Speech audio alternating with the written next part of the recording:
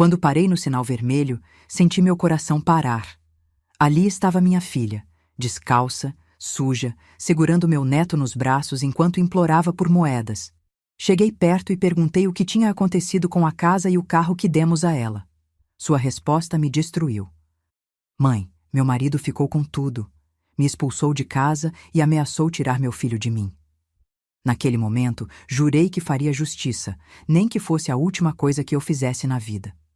Mas antes de continuar, confira se você já está inscrito no canal e escreva nos comentários.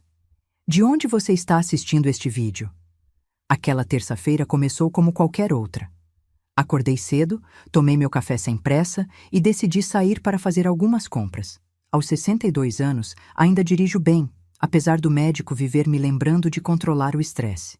Minha pressão sobe quando fico nervosa, e ultimamente tem sido difícil manter a calma com tanta coisa acontecendo. Peguei a bolsa, as chaves do carro e saí. O sol estava forte demais para abril, e o trânsito já começava a ficar pesado, mesmo sendo meio da manhã. Liguei o ar-condicionado e segui pela avenida principal, aquela que corta a cidade toda. Precisava ir ao banco, depois à farmácia, nada demais.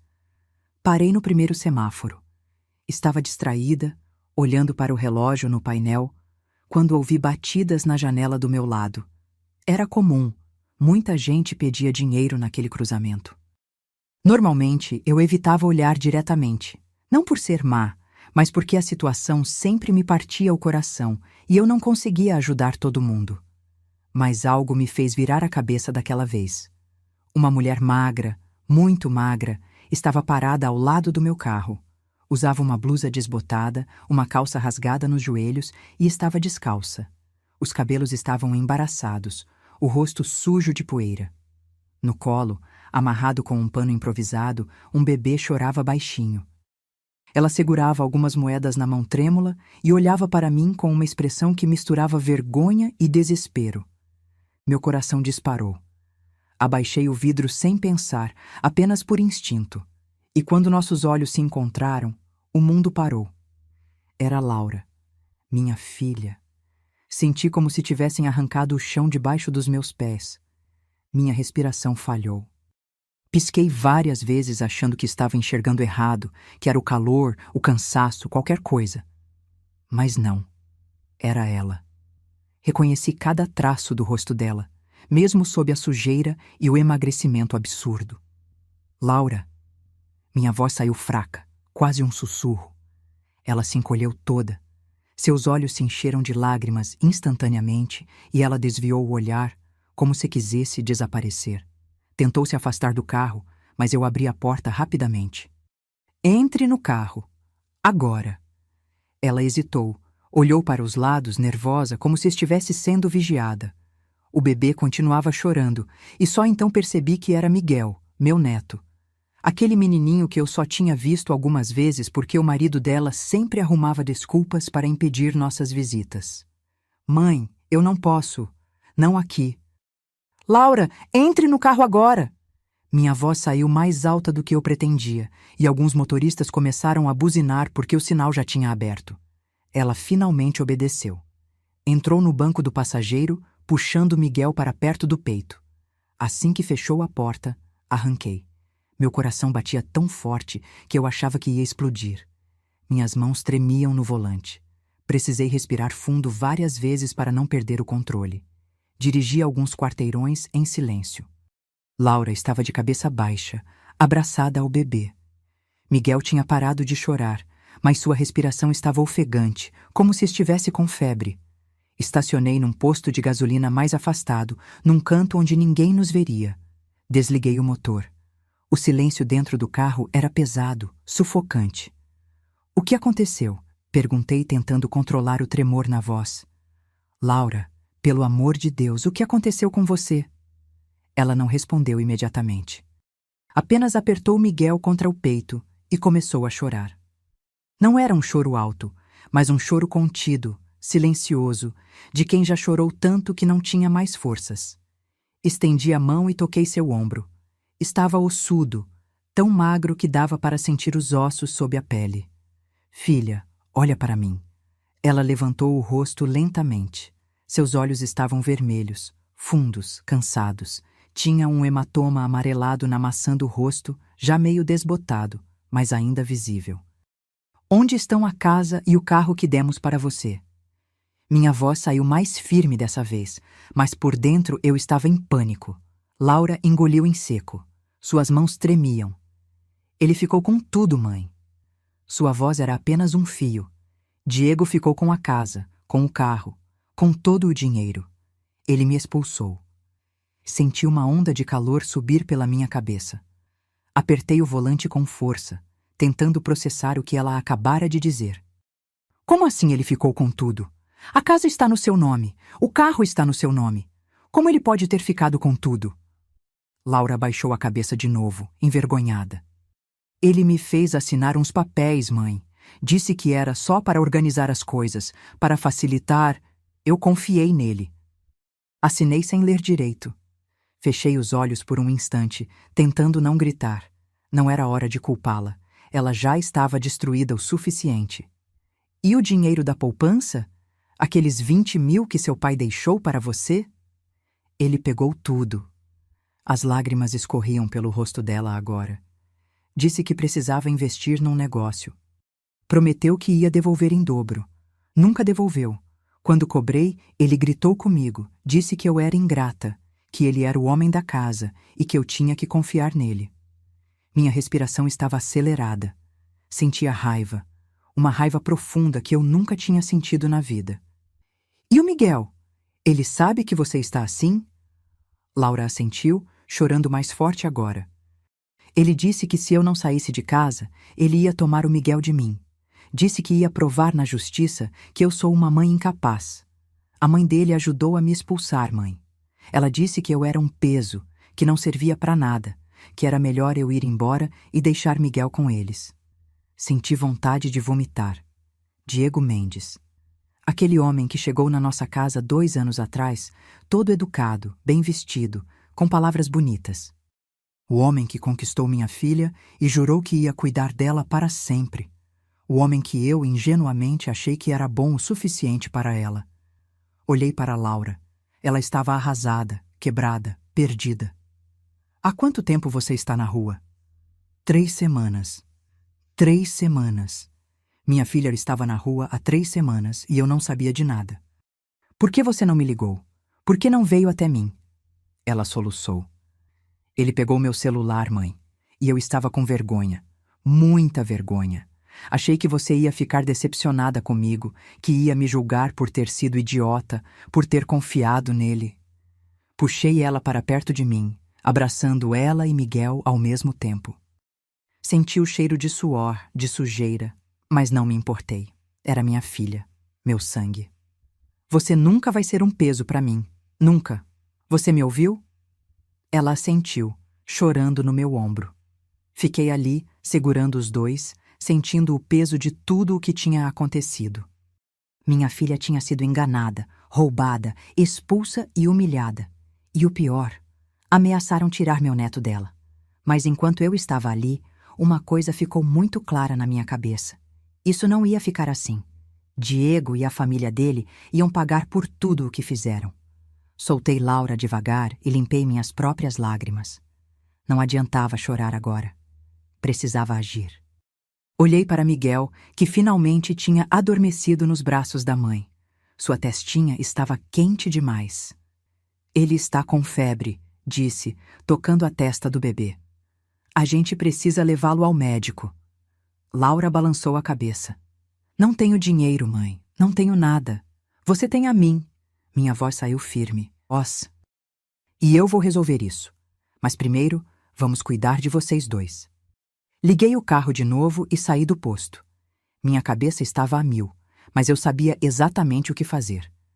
Não ia levá-los para casa ainda. Diego com certeza já sabia que Laura estava na cidade, e se ele descobrisse que ela estava comigo, podia criar problemas. Ele era do tipo que gostava de fazer escândalo, de jogar a culpa nos outros.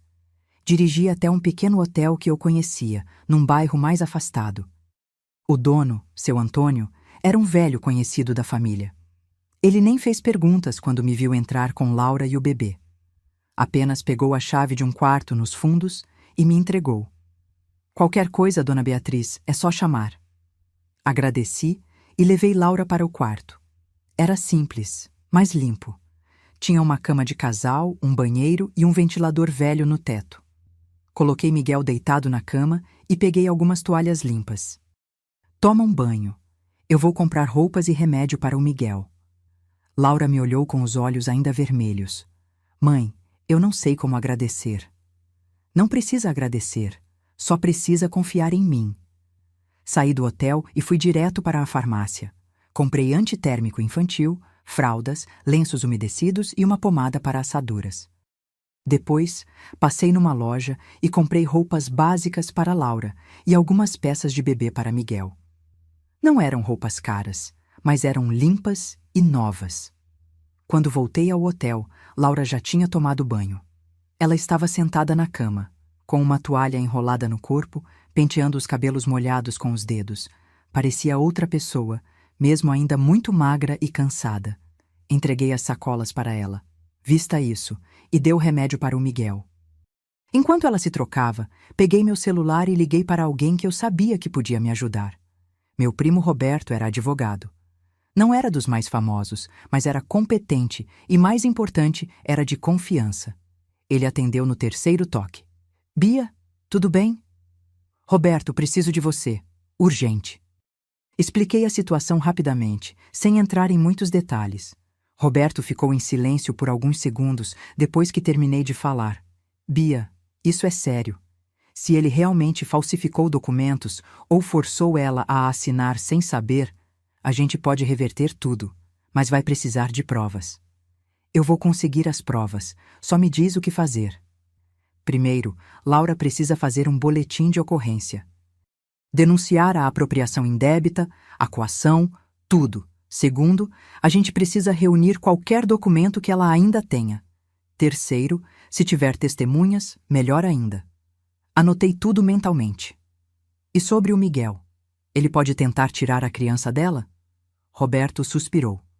Pode tentar. Mas se a gente provar que Laura foi coagida e está em situação de vulnerabilidade por causa dele, a gente ganha. Só não deixa ela sumir, Bia. Mantém ela perto, segura e documenta tudo. Agradeci e desliguei. Laura já estava vestida. Ela parecia tão frágil naquelas roupas simples, mas pelo menos não estava mais suja. Mãe, o que você vai fazer? Sentei ao lado dela na cama e segurei sua mão.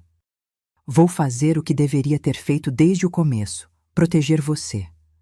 Ela começou a chorar de novo, mas dessa vez parecia ser de alívio. Passei a noite toda no hotel com eles. Miguel melhorou depois do remédio e Laura finalmente conseguiu dormir um pouco. Eu fiquei acordada, sentada numa cadeira velha perto da janela, olhando para a rua vazia lá fora. Minha cabeça não parava. Eu me lembrava de quando Laura era pequena, quando o pai dela ainda era vivo. Ele sempre dizia que a gente tinha que ensinar nossa filha a ser forte, independente. E eu tentei. Paguei faculdade para ela, dei apoio quando ela quis trabalhar, dei a casa e o carro para que ela pudesse começar a vida com segurança. Mas agora eu via que tinha falhado em algo importante. Não ensinei ela a desconfiar. Não ensinei ela a não entregar tudo de mão beijada para um homem só porque ele falava bonito. Diego enganou todos nós, mas principalmente enganou Laura. E agora ele ia pagar. Na manhã seguinte acordei cedo. Laura ainda dormia, com Miguel aninhadinho ao lado dela. Saí do quarto sem fazer barulho e liguei para Roberto de novo. Bia, já pensei em tudo. Vem aqui no meu escritório hoje, traz a Laura e a gente começa o processo. Ela está com medo, Roberto. Medo de que ele descubra e venha atrás. Por isso mesmo que a gente tem que agir rápido. Quanto mais tempo passa, mais ele se organiza. Concordei e voltei para o quarto. Laura já estava acordada, dando mamadeira para Miguel. Ela me olhou com uma expressão cansada. Mãe, você acha que a gente vai conseguir? Eu tenho certeza. Mas por dentro, eu tinha medo também. Diego não era idiota. Ele sabia jogar sujo. E a mãe dele, Dona Silvia, Era pior ainda. Aquela mulher sempre foi manipuladora, daquelas que sorriem na sua cara e te apunhalam pelas costas. Eu me lembrava da última vez que a vi, num almoço de família, logo depois que Laura se casou. Ela tinha feito questão de comentar, na frente de todo mundo, que era bom que Laura estivesse casada, porque mulher solteira depois dos 25 é motivo de pena. Na época, eu tinha engolido a ofensa. Mas agora eu queria enfiar aquelas palavras goela abaixo dela. Saímos do hotel por volta das 10 da manhã. Deixei Laura e Miguel no carro, enquanto ia até uma lanchonete comprar café e pão. Quando voltei, Laura estava olhando pela janela, tensa. Mãe, eu acho que vi o carro da sogra passando. Meu coração disparou. Tem certeza?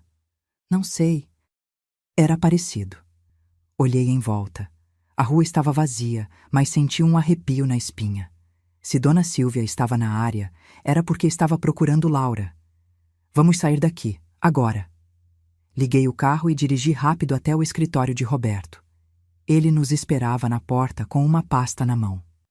Era um homem alto, de óculos, sempre muito sério quando o assunto era trabalho.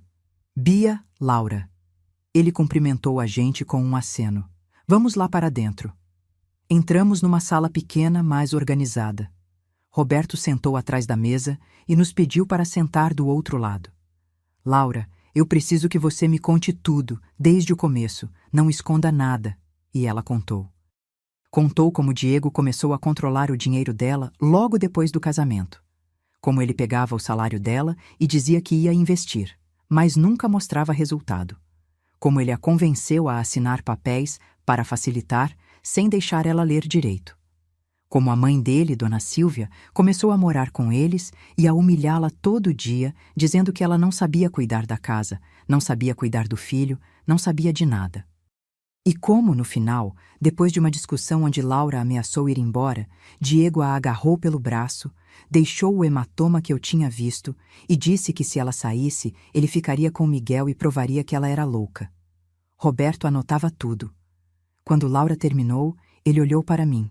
Bia, isso é grave, muito grave. A gente tem apropriação indébita, coação, violência doméstica e ameaça de sequestro de menor. O que a gente faz? Primeiro, boletim de ocorrência. Hoje mesmo. Segundo, medida protetiva para Laura e o bebê. Terceiro, a gente entra com uma ação para recuperar os bens. E quarto... Ele fez uma pausa. A gente prepara um contra-ataque caso ele tente tirar a guarda do Miguel. Laura estava tremendo. Segurei a mão dela. Vai dar tudo certo. Mas eu não sabia se acreditava nisso. Saímos do escritório de Roberto com um plano claro, mas meu coração ainda estava acelerado. Cada palavra que Laura tinha dito na frente dele me fazia sentir uma mistura de raiva e culpa. Raiva de Diego e daquela família maldita. Culpa por não ter percebido antes o que estava acontecendo. Fomos direto para a delegacia. O prédio era velho, com paredes descascadas e um cheiro forte de mofo. Laura segurava Miguel com força, como se tivesse medo de que alguém fosse arrancá-lo dos braços dela a qualquer momento. Ficamos esperando quase 1 hora até sermos atendidas. Quando finalmente chamaram a gente, uma delegada jovem nos recebeu. Ela tinha uma expressão séria, mas gentil. Pode falar, senhora. Laura começou a contar de novo. Eu via o esforço que ela fazia para não chorar, para manter a voz firme.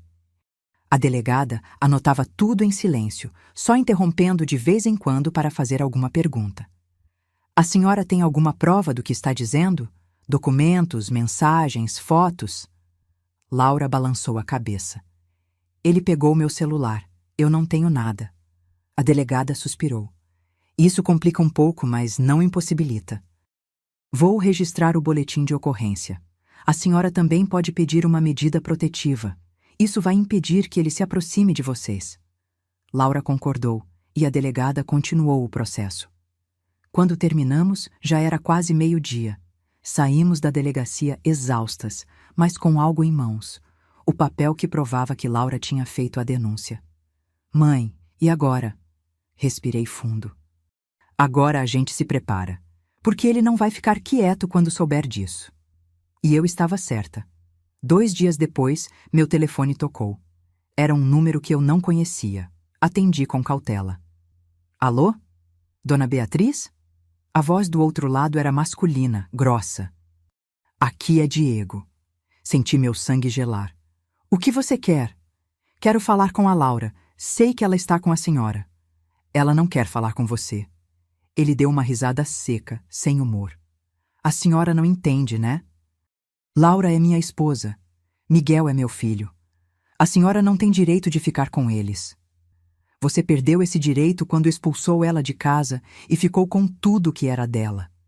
Isso é mentira. A voz dele subiu de tom. Ela que saiu por conta própria, abandonou o lar, abandonou as responsabilidades e agora fica fazendo drama, colocando a senhora contra mim. Eu estava tremendo de raiva, mas me forcei a manter a calma. Diego, você vai devolver tudo o que pegou dela. A casa, o carro, o dinheiro, e vai deixar ela em paz. Ele riu de novo, daquela forma arrogante que me dava nojo. A senhora está sonhando. Aquela casa é minha. O carro é meu. Tudo está no meu nome agora. E quanto ao Miguel? Fez uma pausa calculada. Vou entrar na justiça para ter a guarda completa. Vou provar que a Laura é uma mãe incapaz e que a senhora está influenciando ela negativamente. Desliguei na cara dele. Minhas mãos tremiam tanto que quase derrubei o telefone. Laura estava sentada no sofá, pálida. Era ele, não era? Assenti. Ele disse que vai tentar tirar o Miguel de você. Vi o pânico tomar conta do rosto dela. Miguel estava dormindo no carrinho ao lado do sofá, alheio a tudo. Mãe, ele não pode fazer isso. Ele não pode. Ele não vai conseguir. Roberto já está cuidando disso. A medida protetiva vai sair e a gente vai provar que você é uma boa mãe. Mas por dentro, eu também estava apavorada. Diego tinha dinheiro, tinha advogados. E pior, tinha a influência da mãe dele, que conhecia meio mundo na cidade. Naquela mesma semana, começaram as ameaças. Primeiro foram mensagens anônimas no meu celular. Coisas como, devolva o menino ou vai se arrepender. E, você não sabe com quem está mexendo. Bloqueei os números, mas sempre aparecia um novo. Depois, começaram a me seguir. Eu percebia carros estranhos parados perto da minha casa. Uma vez, quando saí para ir ao mercado, um homem que eu nunca tinha visto ficou me olhando fixamente do outro lado da rua. Quando voltei para casa, ele tinha sumido. Roberto me aconselhou a instalar câmeras de segurança. Ele também disse para eu não sair sozinha, principalmente com Laura e Miguel. Bia, essas pessoas não estão brincando. Eles querem assustar vocês para que a Laura desista e volte. Ela não vai voltar. Nunca. Mas a pressão estava aumentando. E o pior ainda estava por vir. Uma noite, eu estava na cozinha preparando o jantar quando ouvi um barulho estranho vindo do quintal. Deixei a panela no fogo e fui verificar. Quando acendi a luz externa, vi que alguém tinha jogado pedras na janela dos fundos. O vidro estava rachado. Meu coração disparou. Corri de volta para dentro e tranquei todas as portas e janelas. Laura estava no quarto com Miguel, e eu não quis assustá-la, mas liguei para Roberto imediatamente. Bia, isso é intimidação clara. Você precisa registrar isso na polícia também. Eu sei, mas estou com medo, Roberto. E se eles tentarem invadir a casa? Por isso você vai contratar segurança. Conheço uma empresa. Vou mandar alguém aí amanhã cedo. Naquela noite mal consegui dormir. Fiquei acordada, sentada na sala, com todas as luzes acesas, ouvindo cada barulho da rua. De manhã, chegaram 2 seguranças. Eram homens grandes, sérios, que não faziam muitas perguntas. Um ficou na frente da casa, outro nos fundos. Finalmente, senti que podia respirar um pouco, mas Diego não tinha desistido. Uma semana depois, ele apareceu na frente da minha casa. Bateu na porta com força, gritando: Beatriz, eu sei que a Laura está aí, manda ela sair. Os seguranças o impediram de se aproximar, mas ele continuou gritando: Laura, sai daí! Você não pode me fazer isso! Você é minha esposa! Laura estava dentro de casa, tremendo. Miguel chorava no colo dela, assustado com os gritos. Peguei meu celular e liguei para a polícia. Em menos de 10 minutos, uma viatura chegou. Os policiais conversaram com Diego, que tentou se fazer de vítima. Essa mulher está escondendo minha esposa e meu filho de mim. Eu só quero conversar. Um dos policiais olhou para mim. Senhora, a senhora tem alguma medida protetiva contra ele? Está sendo processada. Deve sair essa semana. O policial virou para Diego. Senhor, o senhor precisa se retirar. Está causando perturbação. Diego ainda tentou argumentar, mas os policiais foram firmes. Ele acabou indo embora, mas antes olhou para a minha casa com uma expressão de ódio puro. Aquilo me apavorou. Naquela noite, sentei com Laura na sala depois que Miguel dormiu. Ela estava exausta, com olheiras profundas. Mãe, eu não aguento mais. Ele não vai parar nunca. Segurei as mãos dela. Ele vai ter que parar, porque a justiça vai obrigar ele a parar. E se não obrigar? E se ele conseguir tirar o Miguel de mim? Não vai conseguir, eu prometo. Mas eu também estava cansada. Cansada de ter medo, cansada de olhar por cima do ombro o tempo todo, cansada de sentir que estávamos sendo caçadas. Foi quando Roberto me ligou com uma notícia. Bia, consegui uma cópia dos documentos que Laura assinou, e tem algo muito errado aqui. O quê? As assinaturas dela foram feitas em datas diferentes, mas todas foram registradas no mesmo dia. Isso indica falsificação ou, no mínimo, coação. Também achei o contrato de transferência da casa. Tem uma cláusula escondida que praticamente entrega tudo para o Diego em caso de separação. Senti uma onda de raiva. Isso é legal? Não. É completamente ilegal. A gente pode usar isso para anular tudo. Pela primeira vez em dias, senti uma pontinha de esperança. Então a gente tem uma chance real? Mais do que uma chance. A gente tem um caso. Desliguei e olhei para Laura, que me observava ansiosa. A gente vai ganhar. E eu ia fazer de tudo para garantir que isso acontecesse. Os dias seguintes foram uma correria. Roberto estava montando o processo, juntando provas, conversando com testemunhas. Ele conseguiu localizar a moça que trabalhava na casa de Laura e Diego, uma jovem chamada Fernanda que tinha sido demitida sem justa causa poucos meses antes. Fernanda aceitou dar depoimento. Ela contou coisas que me fizeram sentir vontade de vomitar. Disse que Diego gritava com Laura quase todo dia, que Dona Silvia tratava minha filha como se ela fosse uma empregada, que várias vezes viu Laura chorando escondida no banheiro. Teve uma vez que ele jogou um prato de comida no chão e mandou ela limpar na frente de todo mundo, Fernanda relatou, com os olhos marejados. A Laura estava grávida de 7 meses. Eu fiquei com tanta raiva que quis intervir, mas ela me pediu para não falar nada. Disse que ia piorar. Cada palavra daquela moça era uma facada no meu coração. Como eu não percebi. Como deixei minha filha passar por isso sozinha. Mas não adiantava se culpar agora. Tinha que agir. Roberto entrou com a ação de anulação dos documentos e pediu a devolução de todos os bens. Também solicitou uma indenização por danos morais. O valor era alto, mas ele disse que era estratégico. A gente pede muito para conseguir pelo menos uma parte. E para mostrar que não estamos brincando. Quando Diego recebeu a notificação, a reação dele foi imediata. Ele contratou um advogado caro, daqueles que aparecem na TV. E partiu para o ataque. Entrou com um pedido de guarda unilateral do Miguel, alegando que Laura era mentalmente instável e que eu estava manipulando ela. Juntou laudos falsos, depoimentos de pessoas que eu nunca tinha visto na vida e até fotos antigas de Laura em festas, tentando pintar ela como uma pessoa irresponsável. Roberto ficou furioso quando viu aquilo. Isso é uma campanha de difamação, mas a gente vai rebater tudo. E rebateu. Apresentamos o boletim de ocorrência, o depoimento de Fernanda, os registros médicos de Laura, mostrando que ela estava saudável, e até conseguimos um laudo de um psicólogo atestando que ela era uma mãe competente e carinhosa. O processo começou a se arrastar. Audiências eram marcadas e remarcadas. Advogados brigavam, juízes pediam mais provas. E enquanto isso, Laura e Miguel continuavam comigo, tentando reconstruir a vida. Laura começou a fazer terapia. A psicóloga era uma mulher doce chamada doutora Cláudia, que aos poucos foi ajudando minha filha a processar tudo o que tinha acontecido. As sessões eram difíceis.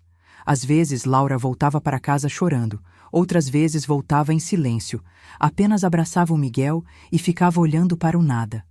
Mas aos poucos eu via pequenas mudanças. Ela voltou a sorrir de vez em quando. Começou a cuidar melhor de si mesma, a pentear os cabelos, a usar roupas bonitas.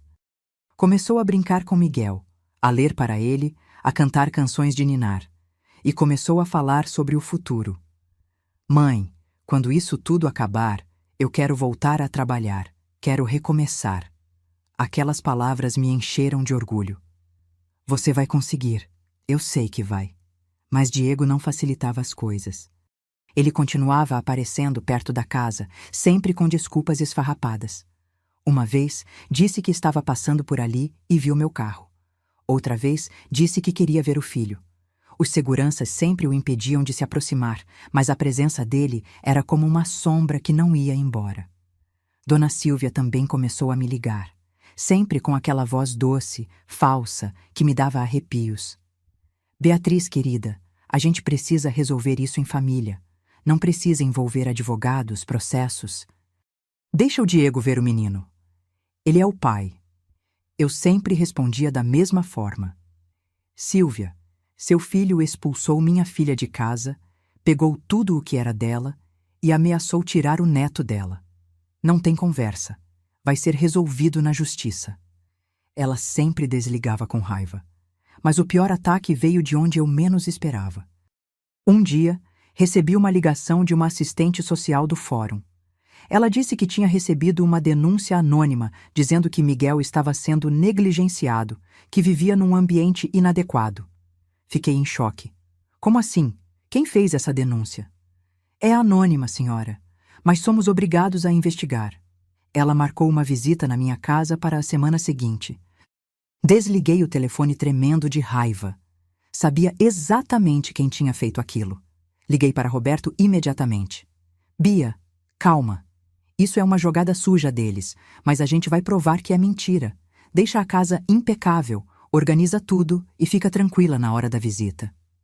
Passei os dias seguintes limpando cada canto da casa.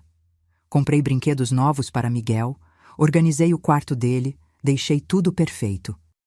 Quando a assistente social chegou, ela era uma mulher de meia idade, com uma expressão neutra. Andou pela casa toda, fazendo perguntas, anotando coisas. Olhou para o quarto do Miguel, verificou a geladeira, até perguntou sobre a rotina dele. Laura estava nervosa, mas respondeu a tudo com calma.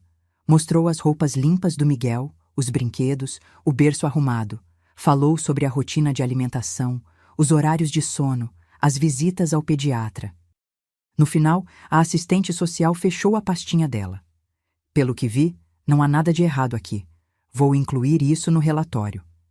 Senti um alívio enorme. Mas quando ela saiu, Laura desabou no sofá, chorando. Até quando, mãe? Até quando eles vão continuar tentando me destruir? Não tive resposta. Só abracei ela e deixei ela chorar. Naquela noite tomei uma decisão. Ia acabar com aquilo de uma vez por todas. Liguei para Roberto. Quero acelerar o processo. Quero que isso vá para o juiz o mais rápido possível. Bia, isso pode ser arriscado se a gente não tiver todas as provas. A gente tem. E eu não aguento mais ver minha filha sofrendo. Roberto suspirou. Tudo bem. Vou marcar a audiência principal. A audiência foi marcada para dali a 3 semanas. 3 semanas que pareceram 3 anos. Laura mal dormia. Eu também não. Passávamos as noites conversando, repassando tudo o que tinha acontecido, preparando o que ela ia falar para o juiz. Mãe, e se eu esquecer alguma coisa? E se eu gaguejar? E se o juiz não acreditar em mim? Segurei o rosto dela entre minhas mãos. Você vai falar a verdade, e a verdade sempre vence. Torci para estar certa. O dia da audiência chegou. Acordei antes do sol nascer, com o estômago embrulhado. Laura estava ainda mais nervosa, andando de um lado para o outro da sala, segurando Miguel no colo como se fosse um escudo. Respira, filha. Vai dar tudo certo. Mas minha voz saiu menos firme do que eu gostaria. Nos arrumamos com cuidado. Laura colocou uma roupa simples, mas arrumada. Nada chamativo, nada que pudesse ser usado contra ela. Eu vesti um conjunto social discreto. Queríamos passar a imagem de seriedade, de pessoas confiáveis. Roberto nos buscou em casa. Ele estava tenso, mas tentava disfarçar. Lembrem-se, respondam apenas o que for perguntado. Não se deixem provocar. E confiem no processo. O fórum estava cheio. Gente entrando e saindo, advogados conversando pelos corredores, famílias aguardando suas audiências. Encontramos um banco vazio e sentamos. Miguel estava inquieto, talvez sentindo a tensão no ar. Então eu os vi. Diego e Dona Silvia entraram no corredor como se fossem donos do lugar. Ele estava de terno, com aquela postura arrogante que sempre teve. Ela, toda produzida, com um vestido caro e joias exageradas. O advogado deles, um homem alto de cabelos grisalhos, caminhava ao lado com uma pasta debaixo do braço. Diego olhou na nossa direção. Seus olhos encontraram os de Laura, e ele sorriu. Não era um sorriso amigável. Era um sorriso de quem achava que já tinha ganho. Laura desviou o olhar, tremendo. Coloquei minha mão sobre a dela. Ignora. Ele não tem poder nenhum sobre você. Logo fomos chamados para a sala de audiência. Era um ambiente sério, com uma mesa grande no centro e a cadeira do juiz ao fundo. As paredes eram brancas e frias e o silêncio era pesado. O juiz entrou.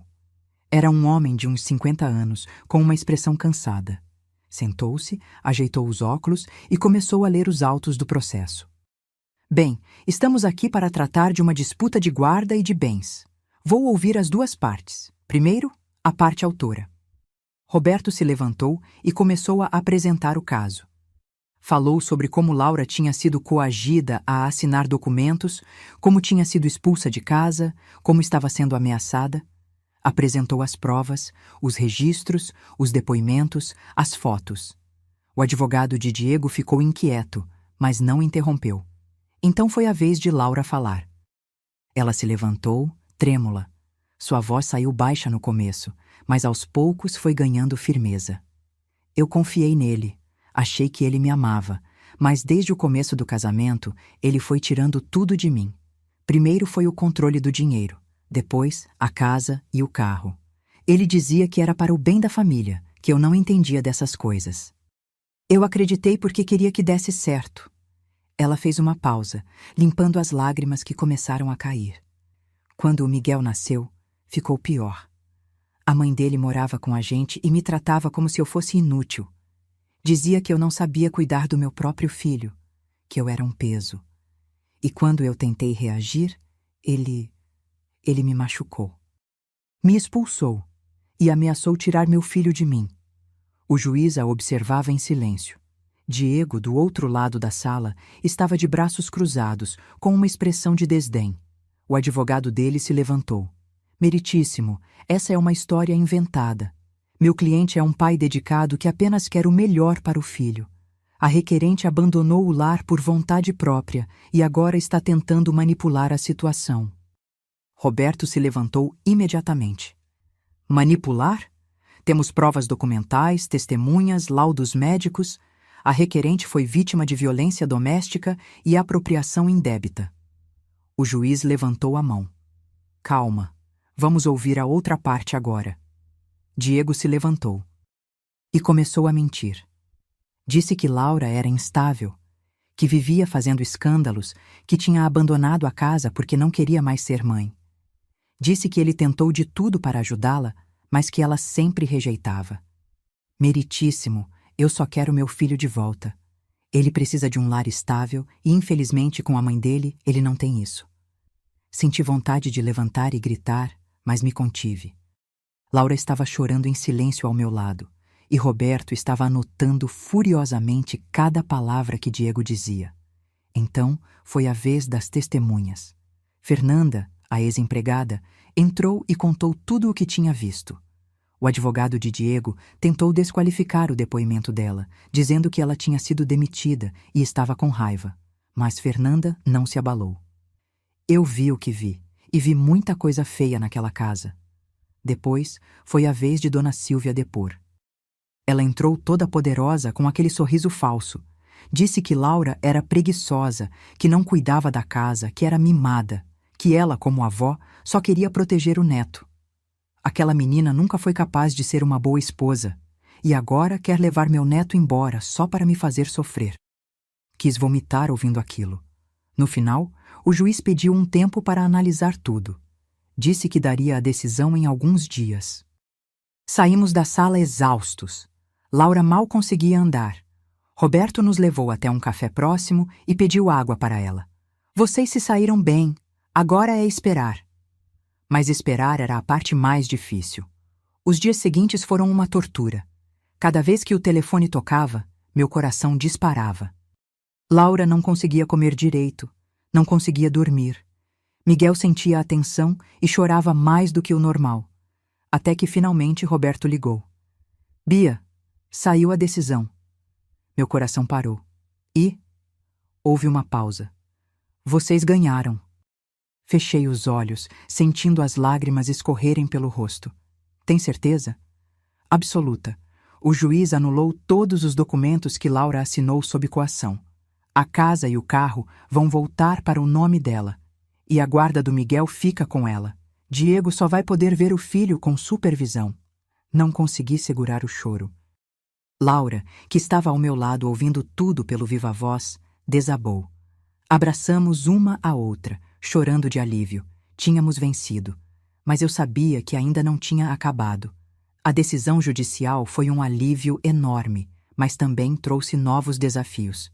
Diego e Dona Silvia não aceitaram a derrota de forma pacífica. Nos dias seguintes, começaram a espalhar boatos pela cidade, dizendo que o juiz tinha sido comprado, que Laura tinha mentido, que eu tinha manipulado tudo. Algumas pessoas acreditaram. Recebi olhares tortos na rua, comentários maldosos nas redes sociais. Mas não me importei. Sabia a verdade. E quem realmente importava também sabia.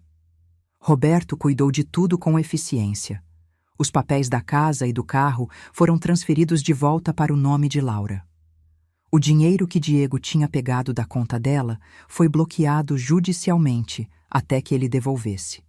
E a medida protetiva foi renovada, impedindo que ele se aproximasse de Laura e Miguel. Mas Diego ainda tinha um trunfo: as visitas supervisionadas. Todo sábado, ele tinha direito de ver Miguel por 2 horas, sempre com a presença de um supervisor do fórum. Laura odiava isso. Ficava angustiada só de pensar em entregar o filho, mesmo que por pouco tempo, nas mãos daquele homem. Mãe, e se ele tentar fugir com o Miguel? Não vai conseguir. Tem sempre alguém observando. E se ele tentar qualquer coisa, perde até esse direito. Mesmo assim, Laura não se acalmava. E eu entendia. Depois de tudo o que tinha passado, qualquer aproximação de Diego a deixava em pânico. A primeira visita foi a pior. Fomos até o fórum no sábado de manhã. Laura estava pálida, segurando Miguel com tanta força que o bebê começou a reclamar. Eu segurava a mão dela, tentando passar segurança. Diego já estava lá, esperando numa sala pequena com vidros transparentes. Quando viu a gente chegar, levantou e sorriu. Não era um sorriso sincero, era calculado. A supervisora, uma mulher de meia-idade chamada Carla, veio até nós. Pode entregar o bebê. Vou ficar aqui o tempo todo. Não se preocupe. Laura hesitou. Seus olhos estavam cheios de lágrimas. Beijou a testa do Miguel várias vezes antes de finalmente entregá-lo. Diego pegou o filho com aquele ar de falsa ternura, como se fosse o pai do ano. Sentou-se numa cadeira e começou a brincar com Miguel, mas eu via que era só para mostrar serviço. Seus olhos estavam frios. Ficamos do lado de fora, esperando. Laura andava de um lado para o outro, nervosa, olhando através do vidro a cada 2 minutos. Eu também não conseguia relaxar. Quando as 2 horas terminaram, Carla trouxe Miguel de volta. Laura o agarrou imediatamente, como se tivesse ficado longe dele por dias. Diego saiu logo em seguida, sem dizer uma palavra. Mas antes de ir embora, olhou para Laura com aquela expressão arrogante. Semana que vem, a gente se vê de novo. e saiu. Laura quase desmaiou. Tive que segurá-la. Vamos para casa. Mas as visitas continuaram. Todo sábado, a mesma tortura. E a cada semana, Laura ficava mais e mais esgotada. Foi quando Roberto sugeriu algo. Bia, acho que seria bom vocês mudarem de cidade. Recomeçar em outro lugar, longe de tudo isso. A ideia me pegou de surpresa. Mudar? Para onde? Para qualquer lugar que vocês se sintam seguras. Eu tenho contatos em outras cidades, posso ajudar a transferir a casa, arranjar emprego para Laura. O importante é que vocês tenham paz. Conversei com Laura naquela noite. Ela estava deitada na cama, olhando para o teto, com Miguel dormindo ao lado. Filha, o que você acha de a gente ir embora daqui? Ela virou o rosto para mim. Ir para onde? Para um lugar novo, onde a gente possa começar de novo. Ela ficou em silêncio por um longo tempo. Eu queria isso, mãe. Queria muito, mas tenho medo. Medo de que ele nos encontre. Medo de que isso nunca acabe. Vai acabar, eu prometo. Decidimos então que sim, iríamos embora. Mas antes, precisávamos resolver algumas coisas. Primeiro, a casa. Colocamos à venda rapidamente. Não queríamos um preço alto, só queríamos nos livrar daquilo. Em 2 semanas apareceu um comprador. Foi um alívio enorme fechar negócio. Segundo, o carro. Laura decidiu vender também. Não queria nada que lembrasse Diego. E terceiro, cortar todos os laços com aquela cidade.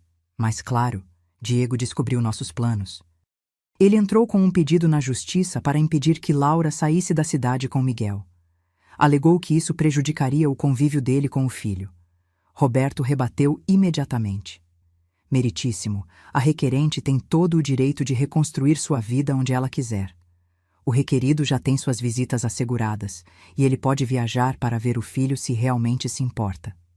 O juiz analisou e negou o pedido de Diego. Laura estava livre para ir embora. Quando a notícia saiu, Diego ficou furioso. Ligou para mim várias vezes, xingando, ameaçando. Bloqueei o número dele. Dona Silvia também tentou interferir, aparecendo na minha casa sem ser convidada, batendo na porta, gritando: Beatriz, você não pode fazer isso. Miguel é meu neto. Tenho direito de vê-lo. Os seguranças a afastaram, mas ela continuou gritando da rua. Vocês vão se arrepender, vão pagar por isso. Não dei atenção. Estava cansada de gente tóxica. Escolhemos uma cidade no interior, a cerca de 300 quilômetros dali. Era um lugar tranquilo, com boa estrutura, longe o suficiente para que Diego não aparecesse a toda hora.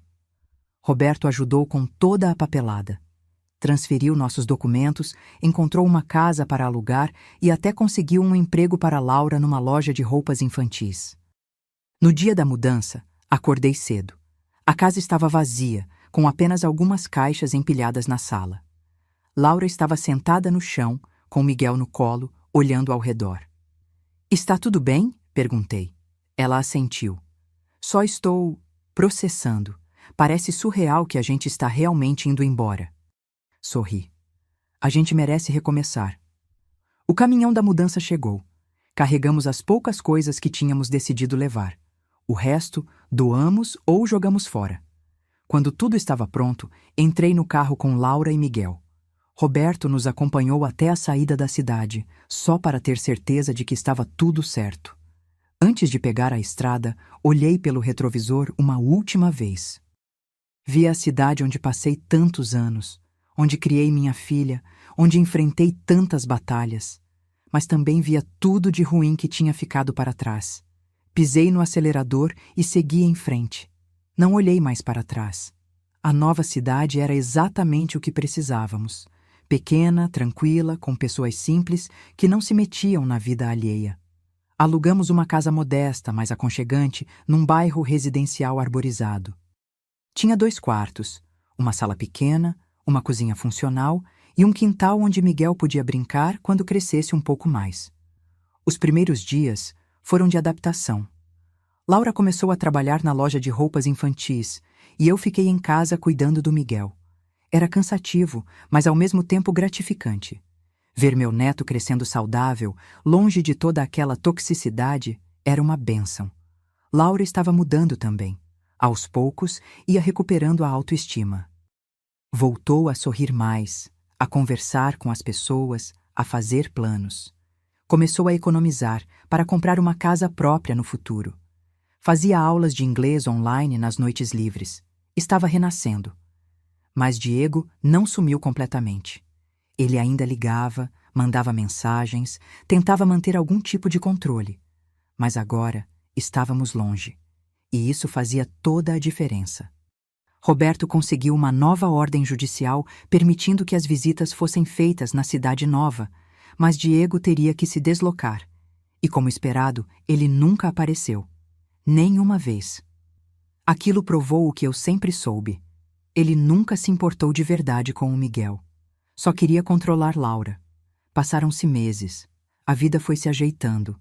Laura conheceu algumas amigas no trabalho, começou a sair de vez em quando. Eu cuidava do Miguel com todo o carinho do mundo, e ele crescia esperto, saudável, cheio de vida. Até que um dia recebi uma ligação de Roberto. Bia, tenho uma notícia.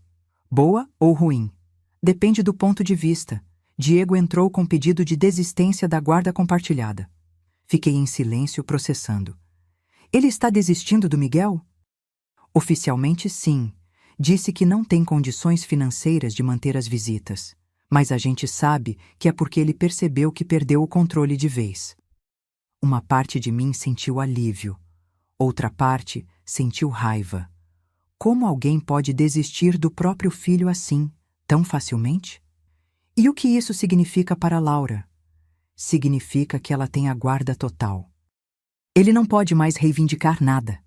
É uma vitória definitiva. Contei para Laura naquela noite. Ela ficou em silêncio por um longo tempo, olhando para Miguel, que brincava no chão com uns cubos coloridos. Ele nunca amou a gente, não é, mãe? Sentei ao lado dela. Não. Mas sabe de uma coisa? A gente não precisa dele. Nunca precisou. Ela assentiu, limpando uma lágrima que escapou. Eu só queria que o Miguel tivesse um pai de verdade. Ele tem você. E tem a mim. E isso é mais do que suficiente. Laura sorriu, e pela primeira vez em muito tempo, foi um sorriso genuíno. O tempo continuou passando. Miguel completou 2 anos. Fizemos uma festinha pequena, só com alguns vizinhos e as amigas da Laura. Foi simples, mas cheio de amor. Laura estava radiante. Tinha engordado um pouco, o que era bom, porque antes estava muito magra. Os cabelos tinham crescido, e ela cuidava deles agora. Usava maquiagem de vez em quando. Ria mais. Eu também estava melhor. Minha pressão tinha estabilizado. Não sentia mais aquela ansiedade constante. Dormia bem à noite. Um dia, Laura chegou do trabalho com um brilho diferente nos olhos. Mãe, preciso te contar uma coisa. Meu coração deu um pulo. O quê? Aconteceu alguma coisa? Ela sorriu. Conheci alguém. Fiquei surpresa. Alguém? Um cliente da loja. Ele foi comprar roupas para a sobrinha e a gente começou a conversar. Ele é gentil, mãe. De verdade. Gentil de um jeito que eu nunca imaginei que existisse. Senti um misto de felicidade e medo. Felicidade porque Laura merecia ser feliz. Medo porque... Bem, ela já tinha se machucado tanto. E o que você quer fazer? Quero conhecer ele melhor, mas devagar, sem pressa, sem entregar tudo de primeira. Aprendi a lição. Abracei ela. Então vai, mas vai com cuidado. E se em algum momento você sentir que tem algo errado, sai fora. Pode deixar, mãe. Dessa vez, eu vou com os olhos bem abertos. E foi. O rapaz se chamava Tiago. Era professor de educação física numa escola municipal. Simpático, paciente, respeitoso. Visitou nossa casa algumas vezes, sempre educado, sempre trazendo algo para o Miguel. Não tentava forçar intimidade, não fazia promessas mirabolantes. Era normal. E isso era ótimo. Eu observava tudo de longe, com um olho de mãe protetora. Mas confesso que ele me passou uma boa impressão. Laura estava feliz. E isso era o que importava. Os meses foram passando. Laura e Tiago ficaram mais próximos. Ele conheceu mais sobre a história dela, sobre tudo o que ela tinha passado, e não fugiu. Pelo contrário, foi ainda mais cuidadoso. Até que um dia, quase um ano depois de terem se conhecido, ele pediu ela em namoro. Oficialmente. Laura aceitou, mas fez questão de deixar claro que as coisas seriam no tempo dela. E Tiago respeitou. Enquanto isso, de Diego, nunca mais soubemos. Roberto me contou que ele tinha se mudado para outra cidade também, que tinha aberto um negócio qualquer e que estava tentando recomeçar a vida. Dona Silvia, pelo que soube, estava doente, sofrendo as consequências de tanta maldade acumulada. Não senti pena. Senti apenas indiferença. Eles não faziam mais parte das nossas vidas, e estava tudo bem assim.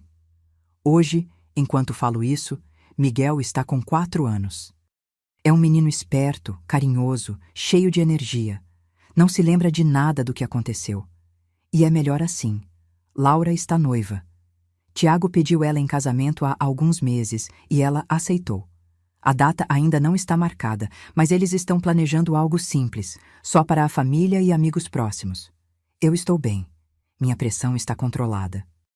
Voltei a fazer as coisas que gostava, como cuidar do jardim e ler. Tenho meus dias difíceis, claro, mas no geral estou em paz. Às vezes, penso em tudo o que passamos. Nas noites que fiquei acordada, com medo. Nos dias que chorei escondida para não assustar Laura. Nas vezes que duvidei se conseguiríamos vencer. Mas vencemos. Não foi fácil. Não foi rápido. Mas vencemos. E aprendi algumas coisas nesse processo. Aprendi que a gente nunca deve subestimar a força de uma mãe. Quando se trata de proteger um filho, somos capazes de mover montanhas. Aprendi que existem pessoas boas no mundo. Pessoas como Roberto, como Fernanda, como Tiago, que aparecem quando a gente mais precisa. Aprendi que recomeçar é possível. Não importa quantas vezes a vida te derrube, sempre dá para levantar de novo. E aprendi que o amor verdadeiro não controla, não machuca, não humilha. O amor verdadeiro liberta. Laura aprendeu isso também. E agora ela está construindo uma vida nova, baseada em respeito, confiança e amor de verdade. Miguel vai crescer vendo isso. Vai crescer sabendo que não precisa aceitar migalhas de afeto. Que merece ser amado e respeitado. Que tem valor. E eu vou estar aqui, do lado deles, pelo tempo que Deus me permitir. Porque no final das contas, é isso que importa. Não o dinheiro, não a casa, não o carro. O que importa é estar junto, protegendo quem a gente ama. E eu fiz isso.